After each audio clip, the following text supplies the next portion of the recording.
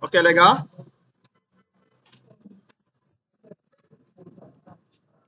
Je viens ici. Bon, si vous regardez bien, on a déjà le formulaire. Hein?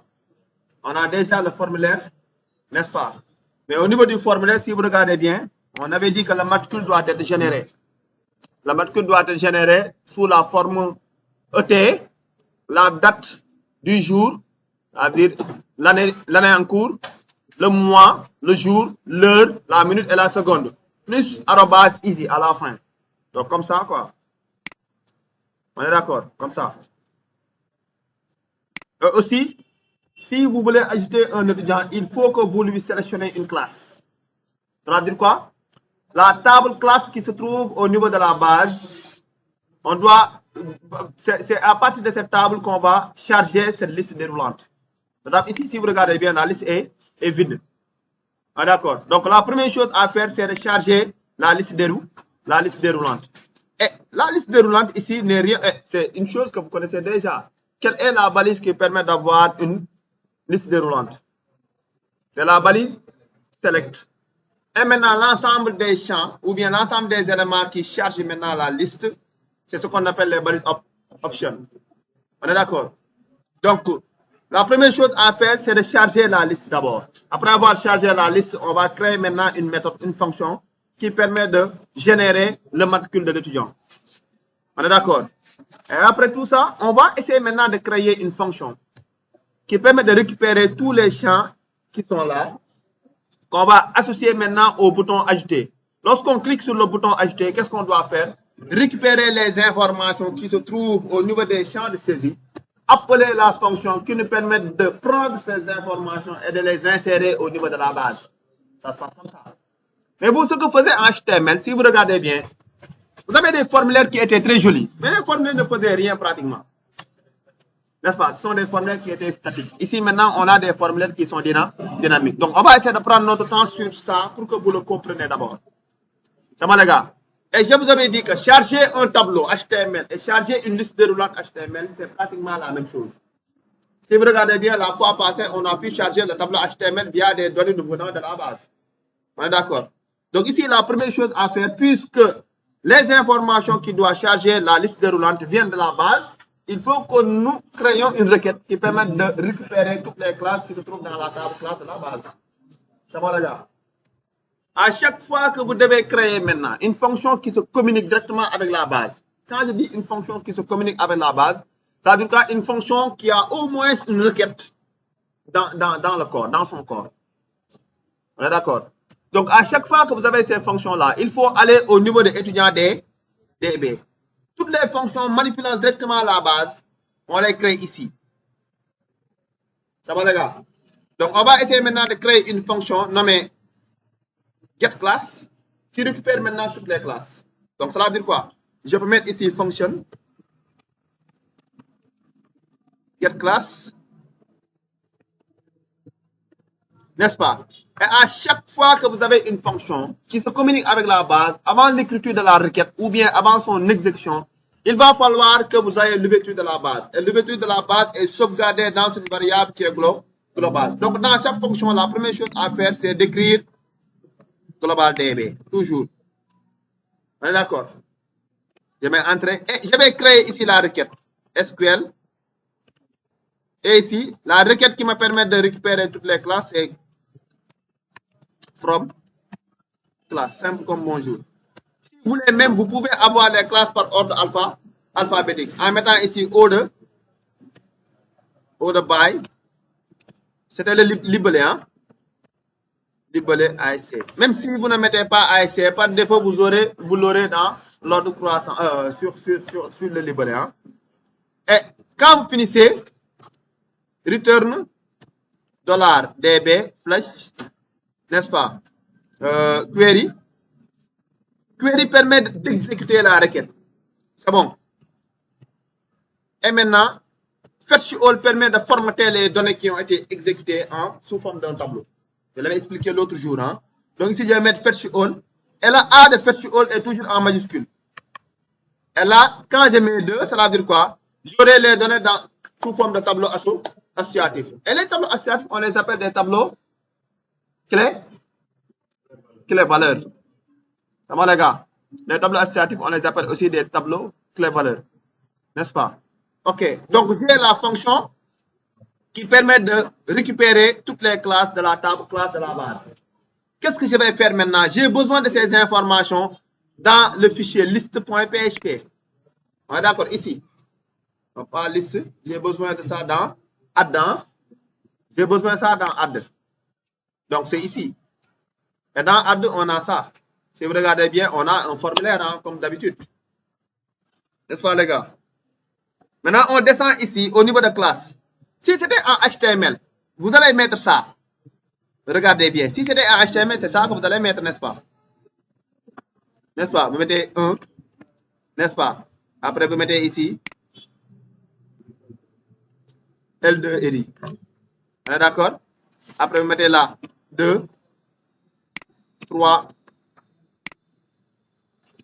4, L2, 16. Après, vous avez L2 RT.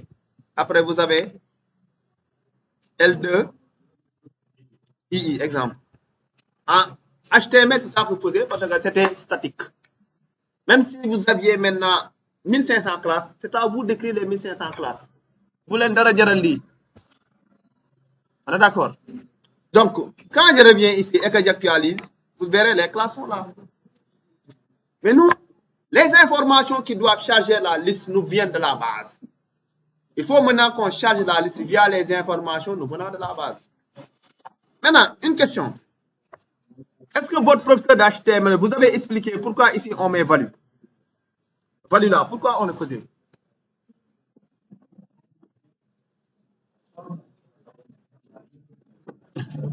Est-ce que vous avez aussi déjà posé cette question?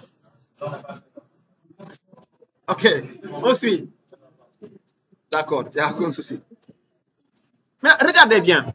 Regardez bien. La balise select, on va associer un name. Les gars, lorsque vous faites du PHP, toutes les balises, il faut leur créer un name. Tous les champs, vous avez la possibilité de leur créer un name, un nom. Le nom maintenant d'un champ de saisie ou bien de sélection, c'est comme si, par exemple, je lui donnais une variable. Par exemple, ce que l'utilisateur va saisir ou va sélectionner va être sauvegardé dans cette variable-là. Par exemple, regardez ici. Vous avez select class from name, name égale class. D'accord. Regardez bien. Lorsque vous déroulez la liste, vous ne verrez pas les values. Mais vous verrez les valeurs qui sont affichées ici. Mais en réalité, lorsque vous sélectionnez ici L2CS, L2CS, vous avez sélectionné L2CS. Mais derrière, on ne sauvegarde pas L2CS dans le name class. Mais on sauvegarde sa value qui est là, 2. On prend 2, on le sauvegarde dans classe. Je ne sais pas, est-ce que je me fais comprendre? Donc, ce n'est pas ce que vous sélectionnez qui sera sauvegardé, mais sa valeur qui lui a été associée. On est d'accord, les gars? Maintenant, nous, puisque les classes nous viennent de la base, et que chaque classe que vous prenez a un ID, qui lui est unique, bien sûr. Regardez bien. Je viens au niveau de classe. Vous avez vu? Les classes sont là. Nous, c'est ça qu'on va essayer de faire. On va charger maintenant la liste via le libellé des classes. Mais lorsque un étudiant maintenant choisit, ou bien un utilisateur choisit une classe, il a indirectement choisi l'ID de la classe. Et nous, c'est l'ID que nous sauvegardons dans la table étudiante. Parce que si vous regardez bien la table étudiante, si vous avez un étudiant qui est là, l'étudiant par exemple Bassiro, il a choisi L2 RI. Mais on n'a pas sauvegardé ici L2 RI, mais on a sauvegardé l'ID de cette classe L2 RI. Parce que tout l'ID est unique. Il n'y a pas une autre classe qui a comme ID 1. Il y a que L2 RI qui a comme ID 1. Donc nous, ce qu'on va faire en chargeant maintenant ici la liste déroulante, ici, on ne va pas le faire comme ça, parce que les données viennent de la base et les données sont nombreuses. On va le mettre faire sous forme de boucle. On est d'accord? Maintenant, là, vous avez ici value. On va maintenant mettre là-bas les ID des classes. Et maintenant, là où vous avez ici les valeurs, on va mettre les libellés des classes. Et demain, ici, on choisit un libellé. Aussitôt, c'est l'ID de cette classe-là qu'on a choisi pour faire l'insertion au niveau de la table étudiante. Donc, ce qu'on va faire, on va enlever tout ça. On va enlever tout ça. Ça, c'est pas la peine de l'enlever. Ça, c'est juste un message que vous aurez. On est d'accord. Maintenant, à partir de là, on a besoin maintenant, ici, on a déjà créé la fonction qui permet de récupérer les classes. On va l'appeler ici. Tout à fait en haut, on va créer ici du PHP.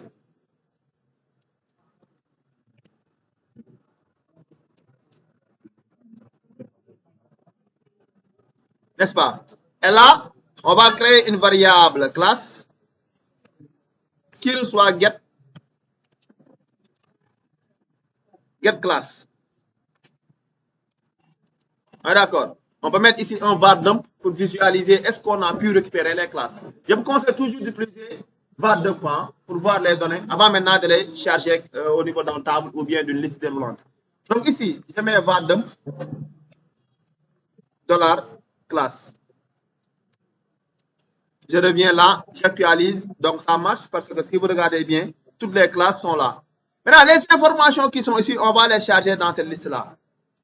Donc, pour ce faire, ici, là, comme ce que je vous avais dit tout à l'heure, hein, on est d'accord, qu'est-ce qu'on va faire?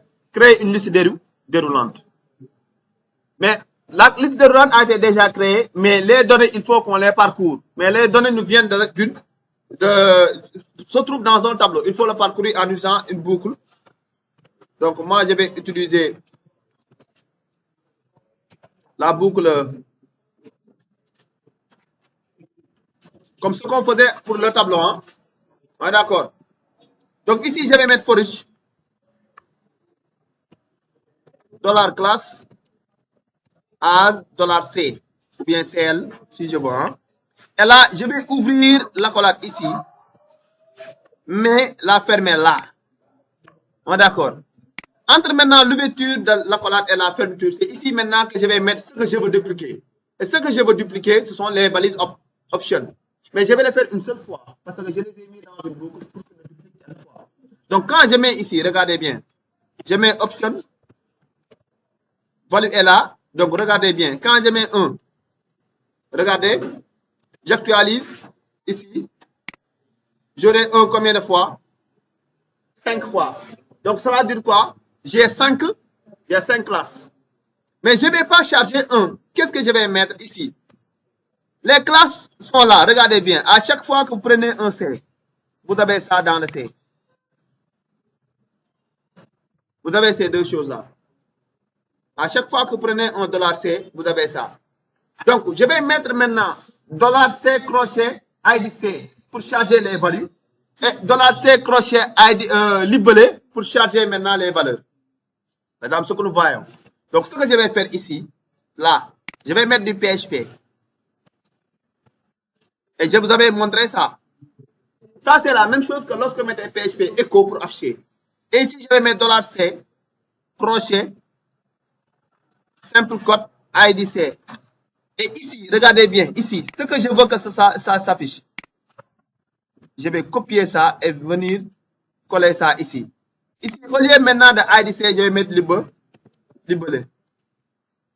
On est d'accord? Quand j'enregistre et que j'actualise ici, vous allez voir que les classes ont été bien chargées. C'est la même chose. La manière dont on... Maintenant, vous pouvez avoir d'autres méthodes. Mais cette méthode, je pense, c'est beaucoup plus simple. Ça, c'est une méthode qui permet de charger un tableau HTML et une liste déroulante. On est d'accord, les gars? Maintenant, demain, si vous sélectionnez une classe, c'est son ID qui a été sélectionné. Parce que nous, on a besoin de l'ID de la classe pour pouvoir l'insérer au niveau de la table étudiante. Ça va, les gars? Donc, ici, je peux maintenant enlever ce var dump là. Et on a pu maintenant charger la liste déroulante. J'ai pu maintenant avoir toutes les classes de la qui ont été qui sont dans la table classe. Ça, c'est un. Deuxièmement, maintenant, on va essayer maintenant de créer une fonction qui permet de générer un matricule. Donc, je reviens au niveau des étudiants DB. Là, je peux créer une fonction, je l'appelle generate matricule. Il retourne seulement une chaîne de caractères. Les matricules sont comme ça. Regardez bien. Les matricules sont comme ça.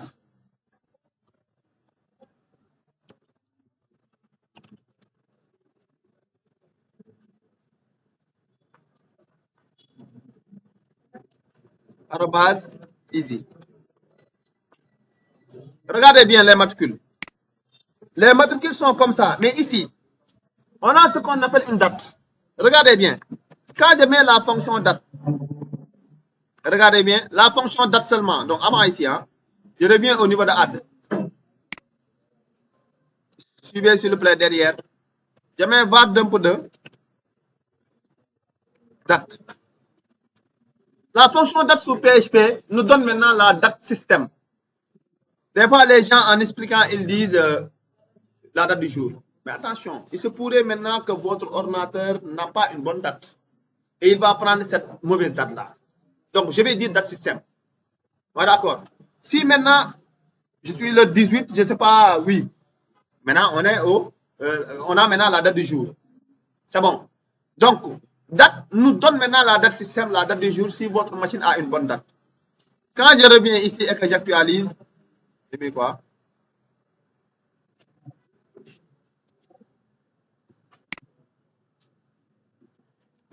Ok, donc,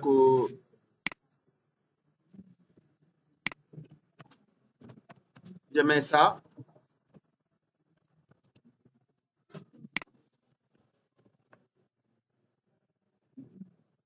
Today. Ok, vous avez vu? Ça ne marche pas. C'est normal. Parce que la fonction date prend des paramètres. C'est à vous maintenant de formater n'importe comment la date. Par exemple, si vous voulez vous faire ça, je mets seulement ça. Ça, cela veut dire quoi? Regardez bien. J'ai mis Y en majuscule. Ça veut dire quoi? J'aurai l'année en cours, qui est 2022. Si vous la mettez en majuscule, si vous regardez bien, j'ai mis quoi? La fonction date me donne seulement l'année en cours. Et si vous regardez bien, vous avez ici 2022. Si vous mettez maintenant Y minuscule, il vous donne 22 tout court. Pas par exemple 2022, mais 22 tout court. Les deux derniers caractères. Si par exemple, j'ajoute, si je mets D tout court, ça veut dire quoi? Le jour, D. J'aurai ici 18. Si je mets maintenant M, j'aurai M minuscule, j'aurai l'indice du mois, pas le mois. L'indice. Si je veux avoir le mois en anglais, je vais mettre M majuscule, months. C'est bon. C'est bon, les gars? Si maintenant je veux avoir la date, par exemple, comme ça, je mets quoi? D, slash, je peux le faire, M, et ici je mets Y. Quel Y? Minuscule ou majuscule? Majuscule pour avoir 2022 au complet. J'enregistre. Donc, en utilisant la fonction date, vous pouvez donner n'importe quel format dedans. Mais nous, on n'a pas de format. Nous, on a l'année, le mois, le jour, l'heure, minute et seconde qui sont collés. Donc, c'est ça que je vais faire. Qu'est-ce que je vais faire? Je vais mettre ici heure, M, D, H, minute maintenant. Je mets quelle lettre minute? Minute, je mets quelle lettre? M, c'est pour le mois. Minute aussi, c'est pour le... minute commence par M. Mais si pour faire la distinction entre le mois et la minute, au lieu de mettre M pour minute, on va mettre I. I. Ça va les gars? Et seconde, je mets S. Et quand vous faites ça, vous aurez, si vous regardez bien, l'année, l'indice de mois, le jour, ça c'est... j'ai mis quoi? Oui. Non, attendez. Je ne dois pas avoir 3 heures. Ah oui. C'est normal, hein? C'est normal que nous ayons ça. Parce qu'il va prendre... comment dirais-je? Comment je vais l'expliquer? Qui là? L'heure là. GMT. Et si vous regardez bien, entre... bon, je pense bien, hein? GMT et notre heure là, c'est 2 heures d'écart. Par exemple, si vous êtes en France, on est à 15 heures, on est à 13 heures, et ils sont à 15 heures, mais il va prendre ici, bon, c'est en anglais, c'est pourquoi vous avez 3 heures, parce que l'anglais n'a pas 13 heures. Il a 3 heures AM pour 3 heures PM. N'est-ce pas? Est-ce que je me fais comprendre? Donc, on n'a pas de comme nous, hein, 13 heures, 15 heures, non, non, non. Il a 3 heures. Si c'est maintenant 15 heures du soir, c'est AM. C'est PM. Si c'est maintenant 3 heures du matin, c'est AM. Hein? Mais ça, c'est pas un problème. Moi, ça veut dire quoi? Si j'actualise, regardez bien, j'aurai la date qui a changé. Ici, vous avez vu? C'est ça qui va permettre, par exemple, pour que nous n'ayons pas 2 étudiants ayant le même matricule. Parce qu'à chaque fois, à une seconde, vous ne pouvez pas créer 2 étudiants. C'est bon, les gars? Donc, ça, c'était juste maintenant pour faire comprendre que la fonction date, vous pouvez l'utiliser en lui passant n'importe quel format. Donc, je vais enlever ça. Je vais aussi enlever ça. Et maintenant, ça. Je coupe. Et c'est ça que j'ai besoin ici. D'accord? C'est ça que j'aurai ici.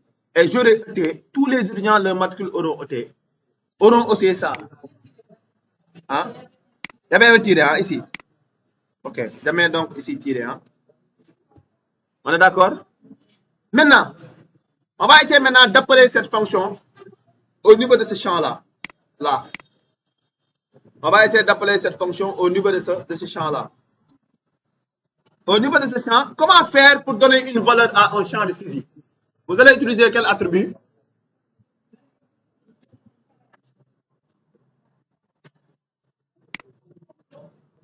Je viens ici au niveau de comment dirais-je?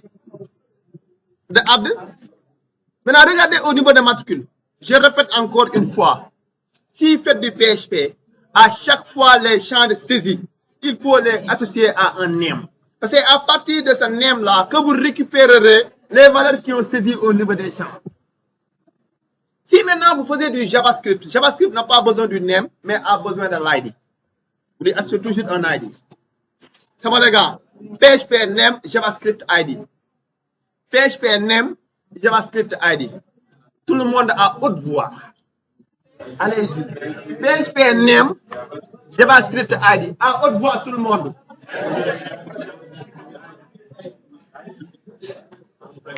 Ok. Maintenant,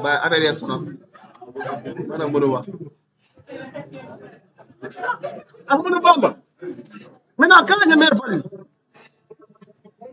par exemple, je mets Bamba, exemple. Hein? Regardez ici. Quand je mets value au niveau du champ et que je mets Bamba, vous aurez Bamba qui sera saisi au niveau du champ. Ici, vous aurez Bamba. Ça, c'est la valeur par défaut. C'est la valeur par défaut d'un champ de saisie. C'est bon, les gars. Mais moi, qu'est-ce que je veux? Je veux que le matricule ici, au niveau de ce champ. Donc, à partir de là, je vais faire appel à la fonction générer matricule. C'est bon. Mais cette fonction, puisque c'est du PHP, il faut encore faire du PHP. D'accord? Et là, je mets generate matricule qui est là. Et aussitôt, puisqu'il retourne une chaîne de caractères, vous aurez la chaîne qui est là. Ça va les gars? Oui.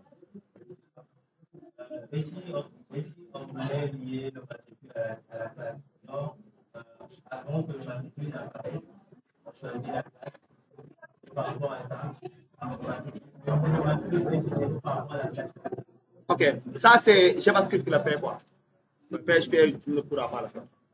Ou bien même s'il pourra le faire, il faudra faire beaucoup de traitements pour pouvoir faire ça. Mais JavaScript peut le faire. C'est ça qu'on appelle la programmation événementielle. Avant de faire ceci, il faut d'abord cliquer ici, faire cela. On est d'accord? Si on faisait du JS, on pouvait par exemple même dire, dès l'instant que le curseur se trouve sur le champ-là, faire ceci, faire bon. Tout ça, JS peut le faire. C'est bon? Maintenant, on a pu afficher la matricule ici, mais la matricule, si vous regardez bien, quelqu'un peut venir modifier la matricule. alors que le matricule reste immodifiable. Vous ne pouvez pas le modifier. C'est bon, les gars. Donc, qu'est-ce qu'on va faire? Il faut que l'on grise maintenant ce champ-là. Pour que, on va le faire soit en lecture seule. Hein? Bon, il y a maintenant deux options. Vous pouvez utiliser lecture seule. Lecture seule, ici, c'est read only. Read only. Si vous voulez mettre read only, ça veut dire quoi? Lecture seule. Vous pouvez seulement voir le matricule, mais vous ne pouvez pas le modifier. Comme ça. Vous avez vu? Vous ne pouvez pas modifier le matricule. Oui. Erreur, c'est-à-dire?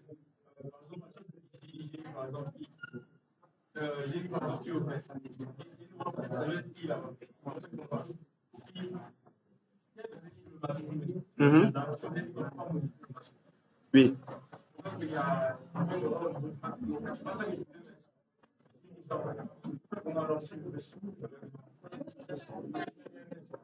Non, le matricule est généré, tu ne peux pas faire d'erreur. Ce n'est pas toi qui saisis le matricule. Le matricule, on ne le saisit pas. C'est comme vous, lorsque vous vous inscrivez à Easy, est-ce que c'est vous qui avez choisi votre matricule? Comme ça, générez votre matricule. Ce matricule-là, soit chaque année on génère un nouveau ou bien vous le conservez jusqu'à la fin de votre formation. Mais ce n'est pas à toi de venir. Non, je ne veux pas ça. Ah là, dans mon matricule, je veux payer. Non, quand on est deux, c'est bon? Donc, ici, vous ne pouvez pas faire d'erreur parce que ce n'est pas vous qui saisissez votre matricule. On vous le génère. C'est ça qu'on a fait, nous, via notre fonction générer le matricule.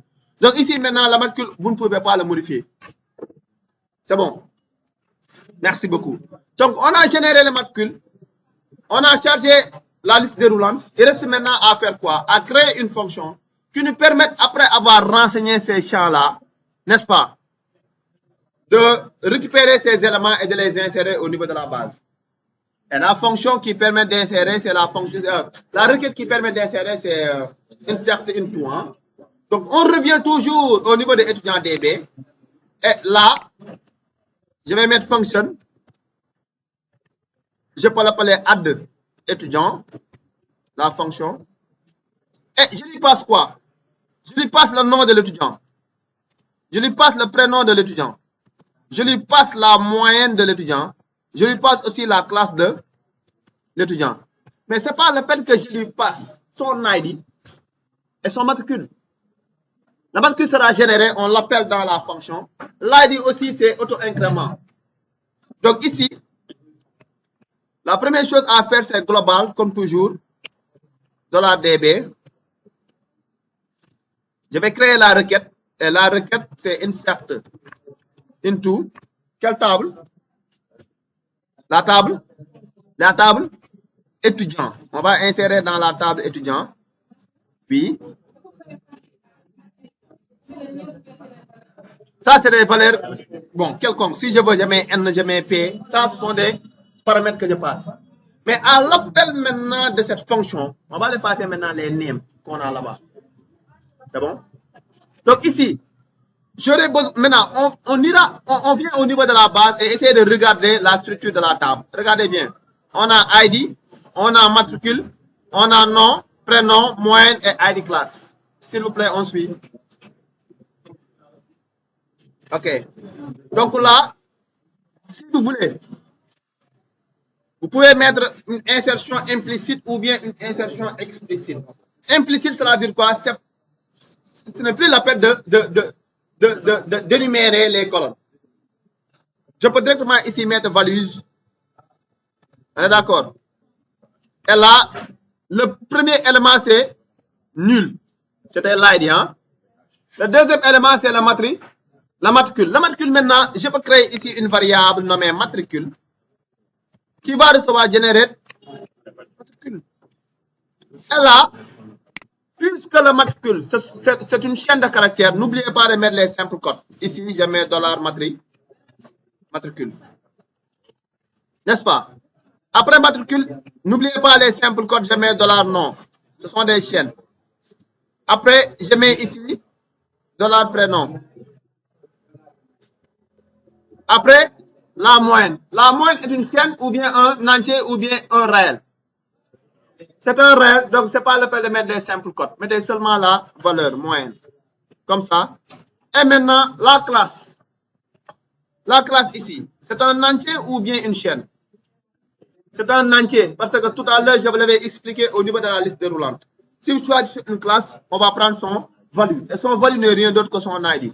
Et l'ID est un entier. Donc, il ne faut pas mettre simple code, il faut directement mettre $class, comme ça. Et là, vous fermez, ici, on ferme ici, et on met point virgule à la fin. Et si vous regardez bien, ça c'est la requête qui permet d'insérer les informations d'un étudiant dans la table étudiant. C'est bon les gars? Entrez. On a écrit seulement la requête, mais la requête doit être exécutée. Maintenant, ici, vous avez deux types de fonctions lorsque vous utilisez PDO. Vous avez la fonction query et la fonction exec. Si vous utilisez maintenant des fonctions de requêtes de consultation, par exemple select, on compte seulement la base, l'état de la base, on ne le modifie pas. Par exemple, si vous faites select, vous récupérez seulement les informations. Ah, d'accord. Vous allez utiliser query. Mais par contre, si vous utilisez maintenant une requête de mise à jour, une requête de mise à jour, cela veut dire quoi? Une requête, lorsque vous l'exécutez, aussitôt, l'état de la base va changer. Par exemple, si vous faites une insertion, supposons que vous aviez 15 étudiants. Si vous faites une nouvelle insertion, vous ajoutez un autre étudiant. La base passe de 15 étudiants à 16. L'état a changé. Donc là-bas, on va utiliser la fonction exact. Si par exemple, vous utilisez une autre requête de mise à jour, par exemple, modifier. Si vous modifiez une information ou bien des informations au niveau de la base, vous avez changé l'état. Il faut utiliser exact. Si aussi vous faites une suppression à chaque fois après avoir lancé la requête et que l'état de la base a changé, il faut utiliser la fonction exact. Et pour utiliser la fonction exact, à chaque fois que vous utilisez insert into, update ou bien delete, il faut utiliser exact. À chaque fois maintenant que vous utilisez select, il faut utiliser query. C'est bon les gars. Donc ici, je vais utiliser return $db exact. C'est le diminutif de execute. Non, ici, vous ne pouvez pas mettre execute parce qu'on n'a pas utilisé les requêtes préparées. C'est la première fois que nous fassions ça. C'est pourquoi maintenant, je ne vous ai pas parlé même de requêtes préparées. Il faut juste comprendre que vous ne connaissez même pas requêtes préparées pour l'instant. Hein? C'est bon. Je ne peux pas mélanger aussi les choses. Donc, exec seulement permet d'insérer. À chaque fois que vous voulez insérer, utilisez exec. À chaque fois que vous voulez récupérer, vous utilisez query. Et ici, je réponds seulement à la requête. Et cette requête-là retourne 0 ou 1. Il retourne 0 si l'insertion ne s'est pas bien passée. Il retourne 1 si on a bien inséré les informations dans la table. C'est bon. Par contre, fetch query là retourne des informations. C'est bon? Donc ici, on a la fonction maintenant qui permet d'insérer les informations d'un étudiant dans la table étudiante. Donc, qu'est-ce qu'on va faire maintenant? On revient au niveau de add.php. Ouais. Non, yow. Mën nga ko waaw wala déet. Tu dis oui ou non. Mën nga noppi wala mënoo noppi.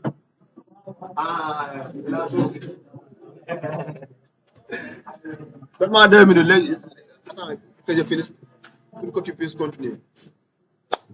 Maintenant, vous avez fait les formulaires PHP, hein? On vous a parlé des méthodes et des actions. Ok, donc cool. On a combien de types de méthodes? 2. Post et get. Maintenant, vous, à chaque fois que vous créez un formulaire de soumission, il faut utiliser la méthode post. À chaque fois que vous créez, que ça soit n'importe quel formulaire, vous mettez post. Pourquoi? Parce que si vous mettez get, vous allez voir les informations qui seront visibles au niveau de l'URL, ce qui n'est pas bon. Même si vous aviez ici un mot de passe, si vous mettez type password, même vous qui écrivez le mot de passe, vous ne le voyez pas. Mais dès l'instant que vous soumettez le formulaire, le mot de passe sera visible au niveau de l'URL. Et vous n'avez pas de il ne faut pas utiliser get. Toujours c'est post. Par contre, maintenant pour action. Action, c'est la cible. Par exemple, si après soumission, vous voulez aller quelque part, c'est quelque part là, vous mettez son chemin ici. Si par exemple, après avoir cliqué sur le bouton ajouter, je veux aller au niveau de la page, par exemple, je mets edit. Bon, par exemple, ici, je mets edit.php. Ça veut dire quoi? Regardez bien. Quand je viens là et que je clique sur ajouter, ici, je l'ai mis en required. Ça veut dire quoi? Le champ est obligatoire. Donc, je mets ça.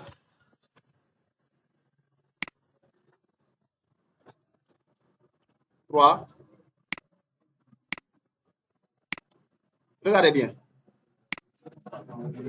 Je suis allé vers edit.php. Si vous voulez aller quelque part, après avoir cliqué le bouton, la soumission, vous mettez là-bas au niveau de action le chemin. Mais nous ne voulons aller nulle part. Parce qu'à l'instant T, je peux faire enregistrer beaucoup d'étudiants. Je reste toujours au niveau du formulaire. Donc ici, je ne mettrai rien du tout. Mais, oui. Oui. Si vous ne mettez rien, vous restez sur la même page. Au niveau de l'action, si vous ne mettez rien, vous restez sur la même page.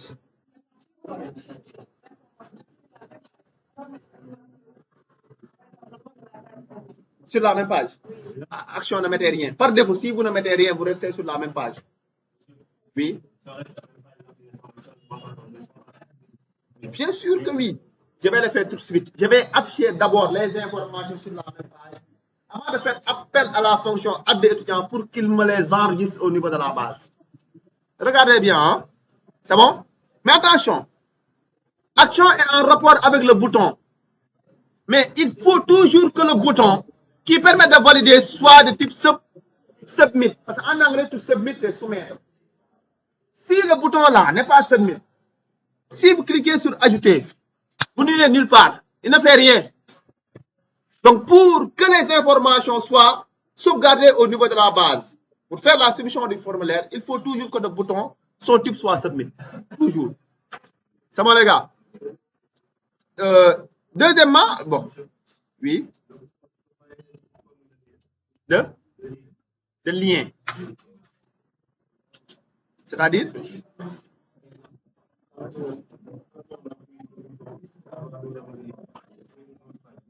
Bon, on ne peut pas le mettre sous forme de lien, mais on peut le mettre en rapport avec ce que j'expliquais tout à l'heure, avec action.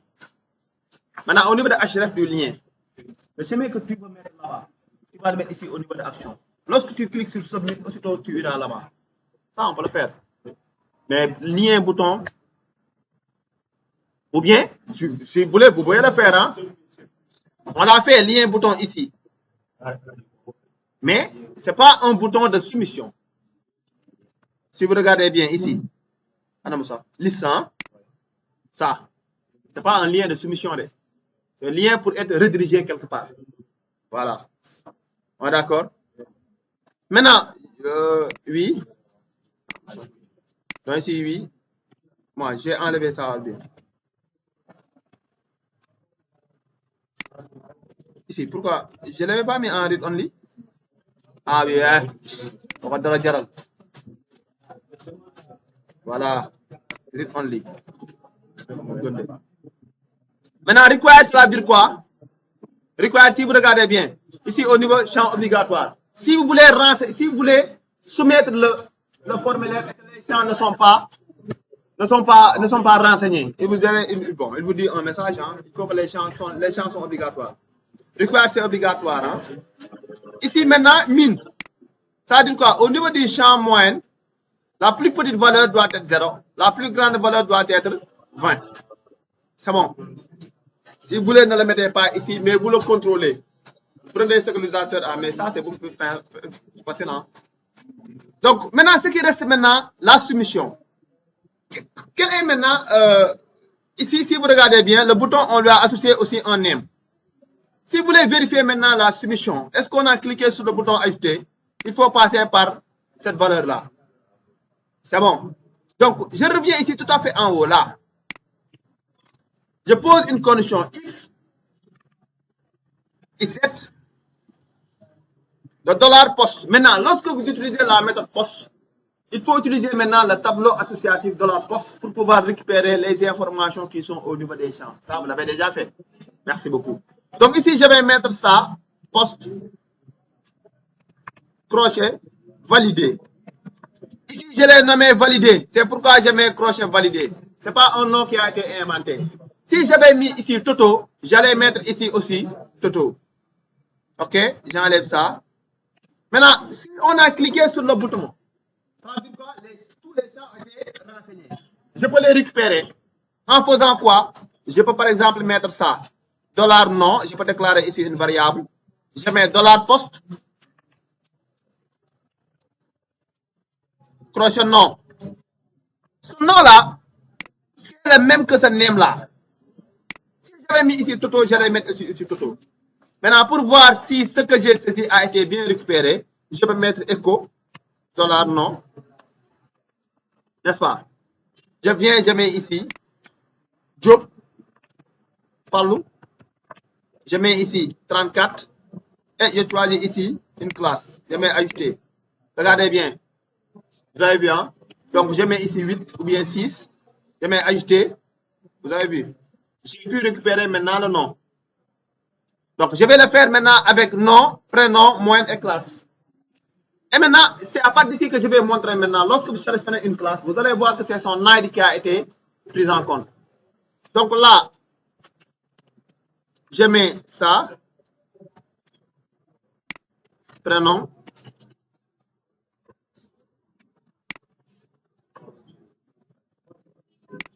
Ça, c'est moyenne.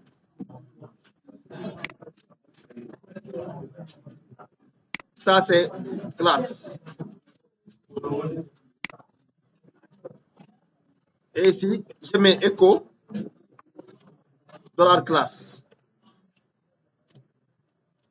OK? Donc, vous avez vu, tout à l'heure, j'avais pris II. Mais regardez ici, j'ai 4. J'ai 4 ici. Hein?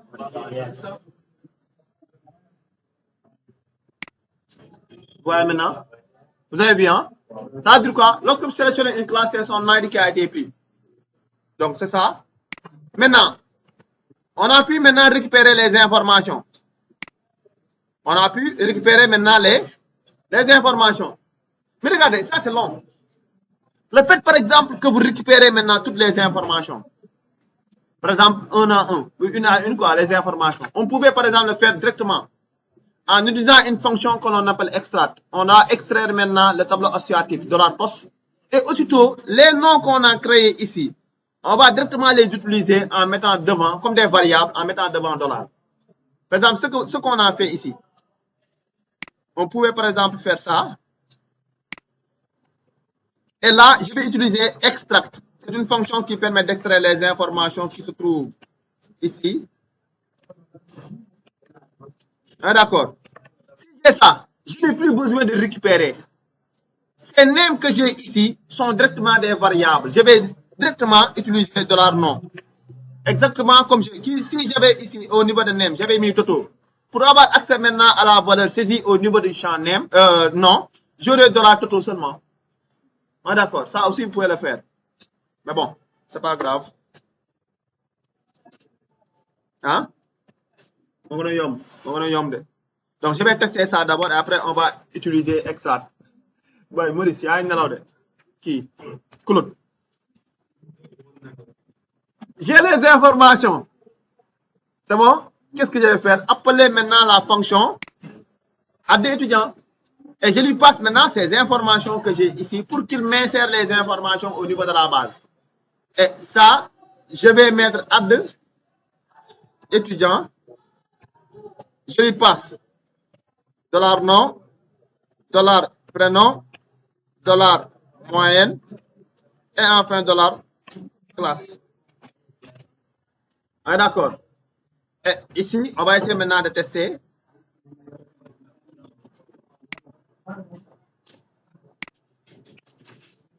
Ajouter là. Lucien, non, ça. N P A M A N E. OK. Lucien. Moyenne, je mets 17.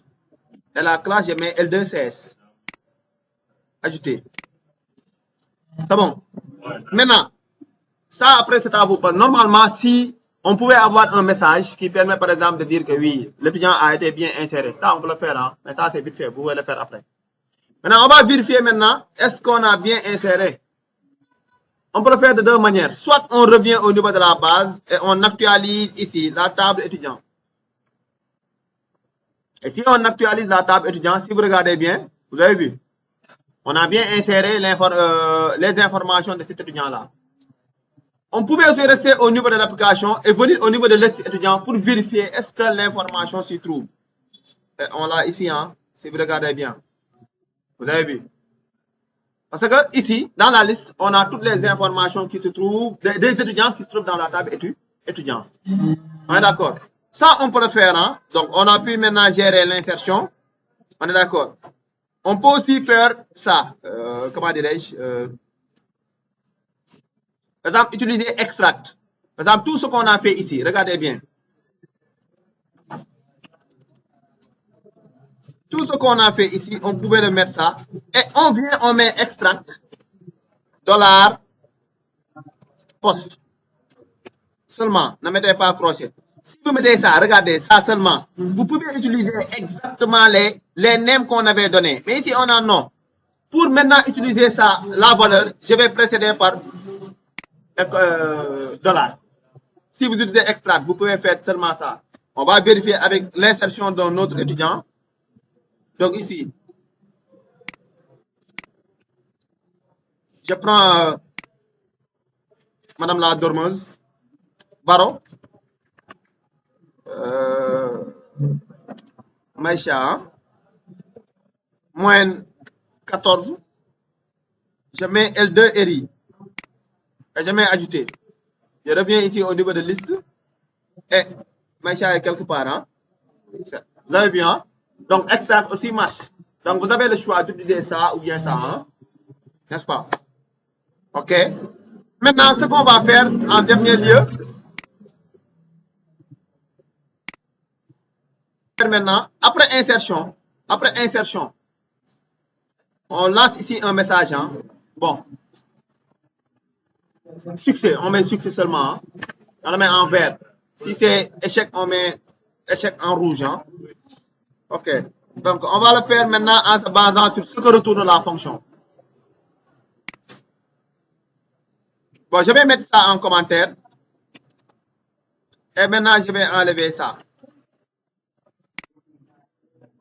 On est d'accord. Et là, ce que retourne la fonction, je vous avais dit que la fonction retournait 0,1. Je vais sauvegarder dans une variable. On est d'accord, comme ça.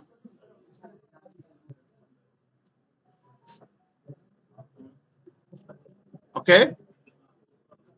Maintenant, je le mets où, même ce message-là? Je le mets.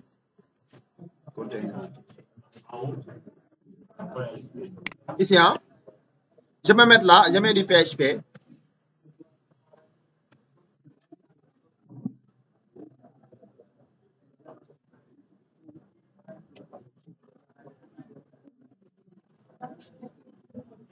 Je mets if set. Je vérifie d'abord l'existence de cette variable. D'abord, dollar. Pas dollar, if set dollar, OK, oui. Je mets if dollar, OK, est égal à 1.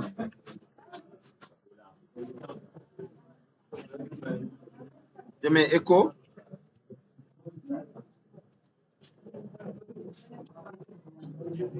Span. Donc, je mets div.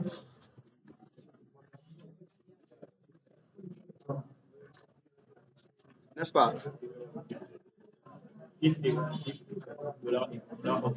Hein? Dollar OK, hein? Bon, dollar OK, c'est la valeur, mais ici, on va mettre. Hein?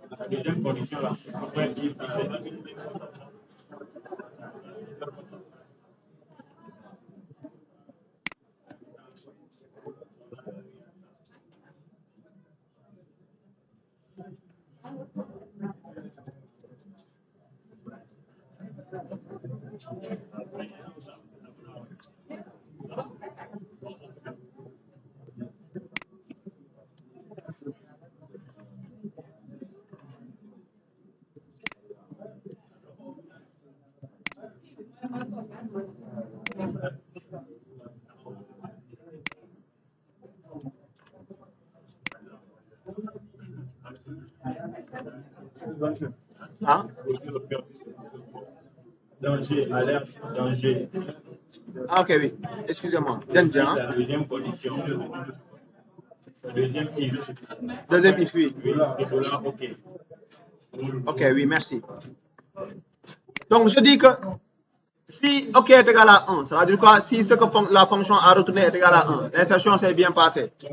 Donc, je mets ça. On prend un autre étudiant. Je mets Job. Je mets Fatou. Moyenne, je mets 5. MM. OK. Ça, c'est cool, hein? Bon, on a success. Maintenant, si on avait...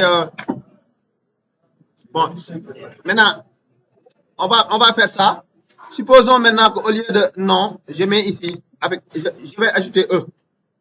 C'est bon. Et je fais une insertion ici. Je mets Diouf. N'est-ce pas? Je mets Hassan. Je mets 7. Je choisis ici une classe. OK. Maintenant. OK. Bon, ça, bon, c'est pas le type d'erreur. C'est pas le type d'erreur que je voudrais, quoi. Oui. Je vais essayer de créer l'erreur là-bas. Donc, quand je reviens ici au niveau de... Je viens au niveau de la connexion. Là, je... Encore T, hein, ici, au niveau de route. OK?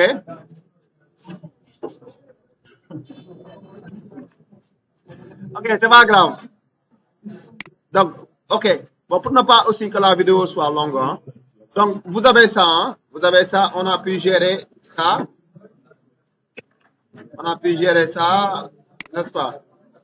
Bon, on a ajouté beaucoup de gens. OK, on peut s'arrêter là. Par le cours de la vidéo.